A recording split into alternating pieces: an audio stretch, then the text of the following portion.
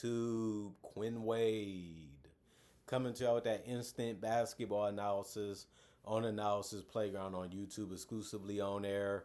The Houston Rockets lead the season series 2-1 versus the Jazz after winning this one 125 to 105. The Rockets are 35 and 21 and 19 and 7 at home. They was at home in this game. The Jazz are 18 and 40 now and 7 and 22 on the road. The Rockets blew them out from the start, 38 to 22. They won the second quarter 30 to 25. They won the third quarter 32 to 28, but they did lose that fourth quarter 30 to 25, but it didn't matter much because they were still up by a significant amount throughout the entire fourth quarter and second half and even the first quarter, but in the second two. Laurie Markkinen was getting to the basket, and if he wasn't doing that, he was shooting some perimeter shots. But he did go 1 of 10 from three. He kept attacking, and he got some free throws to go his way too. 8 of 8 from the free throw line, some calls went his way too. 10 to 23 from the field for him. 3 rebounds, 2 assists, 2 turnovers, and 2 steals. 2 offensive rebounds, no personal fouls, and was a minus 14 and plus minus. He had game high for the Jazz. You know he can score the basketball. You know he's going to be moving. You know he's going to be cutting. You know he's going to be attacking the basket. You know he's going to hit some perimeter shots. That's just his game. And he's really good at the game of basketball, offensively especially. Kyle Blabowski got to start, 24 minutes, 13 points for him. 4 of 10 from the field, 1 of 2 from 3, 4 of 6 from the free throw line. He ended up getting 5 boards, 4 assists, and 6 turnovers. But he also got 5 steals in the block. He also had 2 offensive rebounds and 4 personal fouls and was a minus 24 in plus minus. Not his greatest game. He still showed that he can make some plays on the defensive end happen, and he still can score. And you happy he got double figures because Cody Williams got a layup and transition, and then he finished 1 of 3 from the field after that. In 14 minutes, he only gave you 2 points. No turnovers, no personal foul, was minus 16 and plus minus. Isaiah Collier got some transition opportunities, but he went 0 of 5 from the 3-point line and finished 4 of 16 from the field. Couldn't really make much when it came to scoring on the perimeter or in the paint. But he did get to the free throw line and went 9 to 10 from the free throw line, so that worked out for him. That was basically all his points. And he played 30 minutes. He did have 1 rebound and 3 assists. No turnovers, 2 steals, 3 personal fouls, and was a minus 30 and plus minus. Ace Bailey also had one of his worst performances of this season. In 27 minutes, he gave you 4 points. And he went 2 of 9 from the field and 0 of 2 from 3. Couldn't make a shot in this one, even if it was easy-ish. He did get the most rebounds on the team with 8, though, and he did have no turnovers, 2 steals, 3 offensive rebounds, no personal fouls, and was a minus 26 and plus minus. Kevin Love, he ended up playing 24 minutes and had 5 points. He went 2 of 8 from the field, 1 of 6 from 3. He did get 9 boards, which was good, and he did try to hit the open looks when he was giving them. He just couldn't do it in this one efficiently. He did have 5 assists that led to team, and he did all of that coming off the bench because he also had a block, no turnovers, no personal foul, 2 offensive rebounds, and was a plus 4 and plus minus. Bryce Sensabaugh gave them the best scoring outside of Markkinen. He just was more efficient, and he took less shots. He went 10 of 15 from the field for 26 points, and he went 4 of 8 from 3. Had some good looks, was able to get him to go down. He also had some good pull-ups that went down, too. And he also went 2 of 3 from the free throw line because he just didn't settle just for perimeter shots. He did also have 3 rebounds, 1 assist, 1 turnover, 1 block, 1 offensive rebound, 1 personal foul, and a minus 2 and plus minus. Mykhailiuk Luke, he went 1 of 3 from the field and 0 of 2 from 3, but he also made his only free throw. So he finished with 3 points in 11 minutes. He did have an assist, no turnovers, no personal foul, was a minus 4 and plus minus. John Concar played 24 minutes. He had 5 points and went 2 of 4 from the field, 1 of 3 from the 3-point line. You had to be happy that he scored, but he also had the most rebounds off the bench with 4. He also had 2 assists, 1 turnover, and the most steals in the game for the Jazz with 3. He also had 2 offensive boards, no personal foul, was a plus 4 and plus minus. Vince Williams Jr. had 8 minutes. He had 1 point because he made a free throw, then he missed the other free throw and went 0 of 4 from 3. And since that was his only field goals, that's only what he ended up with, which was 1 point. He still gave you 3 boards, 1 assist, and 1 steal.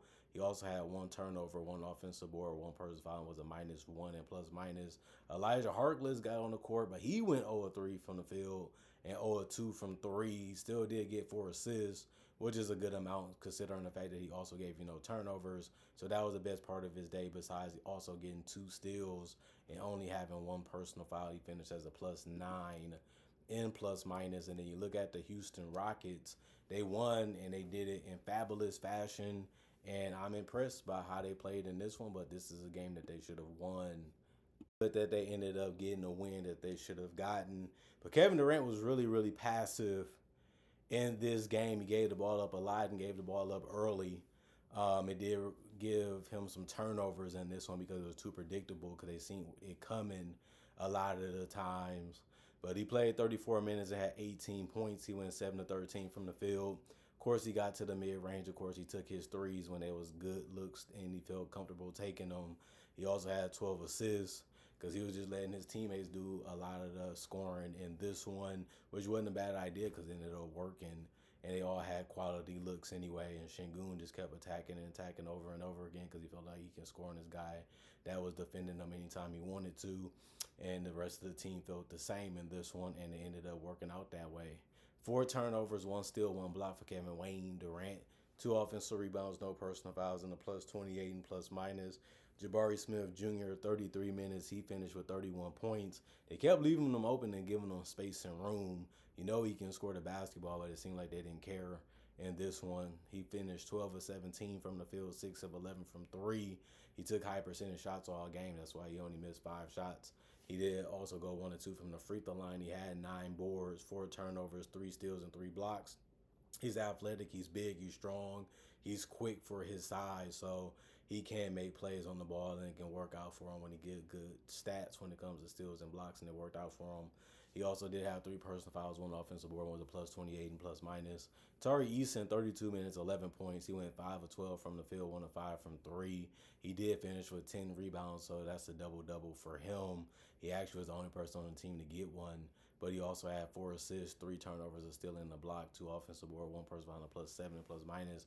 Of course, he's going to try to hit the open looks and run in transition and play some defense to create transition for himself or his teammates. And he's just a team player, and he just understands what he's out there to do. And you can say the same thing about Amen Thompson. He kept attacking the basket over and over again, and it worked. 29 minutes, 20 points, 8 of 9 from the field, 4 of 5 from the free throw line, 7 rebounds. He did have 3 assists, but he also did have 6 turnovers because he was trying to score, so he got stuck a couple of times. And since it's a turnover or you got to travel or carry, you basically have to get a turnover regardless, and that's why you got to attack knowing you can get the shot off. If not, you can be in a tricky situation, and he found himself in that a lot in this game. 2 steals, 1 block, 2 personal fouls, and a +17 and plus minus. And then Alperen Şengün, 36 minutes, 16 points. He did a good job of staying near the paint, trying to score there more than just trying to be a perimeter threat. He did go 7 of 12 from the field. He missed his only 3. He went 2 of 2 from the free throw line. He had 9 rebounds, 9 assists, almost a triple-double. He's going to hold the ball. He's going to get opportunities to score or find his teammates, and just about can he do it well enough. And he did in this one, but he did have 3 turnovers. He also got a steal and 2 blocks. He's going to try to make a play on the ball regardless of what happens in the situation. And he was able to get a steal and 2 blocks because of that. 2 offensive boards, 3 personal fouls, was a +3 and plus minus. Jeff Green, he did get on the court and had some fun out there. He did miss his only shot, though. So he went scoreless, and he did take a 3. No turnovers, no personal foul, +3 and plus minus because he didn't do anything but that. Dorian Finney-Smith played 20 minutes. He did make a 3, and that was his only field goals, but he went 1 of 4 from the field because of that. He did have 4 boards, 1 turnover, 4 personal fouls, was a plus. He was a -5 and plus minus, and he did have the most rebounds on the bench with those 4. Isaiah Crawford played 2 minutes. He didn't do anything but play 2 minutes and was a +3 and plus minus. Clint Capella got a dunk. He finished with 10 minutes, 1 of 3 from the field, so 2 points for him. Because of that make, he also had 3 rebounds, 1 assist, 1 turnover, 2 offensive boards, no personal fouls, and a +8 and plus minus. Aaron Holiday, he can score that basketball. He played 6 minutes and had 7 points. He went 2 of 2 from the field and made a 3. He also went 2 of 2 from the free throw line and finished with 2 rebounds, no turnovers. One personal foul was a +1 and +. And then Jaka Okogie got a finish in transition. He missed the rest of his shots, so he finished 1 of 4 from the field, 0 of 2 from 3 with 2 points in 13 minutes. He also had 1 rebound, 1 assist, 1 turnover, and a steal, 2 personal fouls, and was a +4 and +. And Reed Shepherd, he kept playing off the ball and ended up getting him some good looks. He is more of a shooter than a playmaker, but he can defend a little bit. He can pass a little bit, and he is with a team that got a lot of weapons, so it makes sense for him to be able to blend in a little bit that way too. But 5 of 9 from 3 is what gave him his 15 points, and 24 minutes was the most off the bench. The 9 attempts was the most off the bench. He also got 4 assists. That was the most off the bench, but it did come with 3 turnovers. He also had 3 rebounds and a steal, 4 personal fouls, 1 offensive board, and was a +3 and +. They ended up shooting 57% from the field, while the Jazz shot 37%. The Jazz also shot 18% from 3, while the Rockets shot 45%. 82 free throws from the Rockets is what 82% from the free throw line for the Rockets, 83 for the Jazz, but they shot 30 free throws while the Rockets only shot 11. 53 rebounds for the Rockets, 36 from the Jazz, 34 assists for the Rockets, 23 for the Jazz, 26 turnovers for the Rockets, only 11 for the Jazz, and then 10 steals for the Rockets, 17 steals for the Jazz. That's crazy. But 8 blocks for the Rockets, 3 for the Jazz, 10 offensive rebounds for the Rockets, 13 for the Jazz, 43 defensive rebounds. Obviously, the Jazz missed more than the Rockets in this game. 23 for the Jazz, and then 20 personal fouls for the Rockets, and the Jazz only committed 10. They shot basically 19 more free throws than the Rockets, but it didn't matter because the Rockets didn't miss much in this game, and they took care of business and got the win, and they should be happy that they did. They didn't play around with their food. They didn't make it harder than it have to be. They didn't play down to their opponent, and they got a win that they should have gotten and they needed to get, and they did it in dominant fashion. So really impressive win, and I'm really happy that they got it done the way that they did. And if you're a Jazz fan, you say, well, ain't nothing we could have did. You know, they ended up getting good looks. They ended up working hard for some of their shots from time to time, but they ended up making them anyway and made it hard on us to get ours to go down, and we missed some open ones too. So it happens. That's why you play the game, to see how it's going to go and how it's going to end up turning out, and it ended up being a good game for the Rockets nonetheless. Comment, like, subscribe, share, hit that notification bell to get that analysis when it first come out. Y'all stay blessed up. Y'all stay good. Peace. And I'll see y'all later today, hopefully with more analysis, and most likely tomorrow since it's the last game tonight. Peace. Anyway.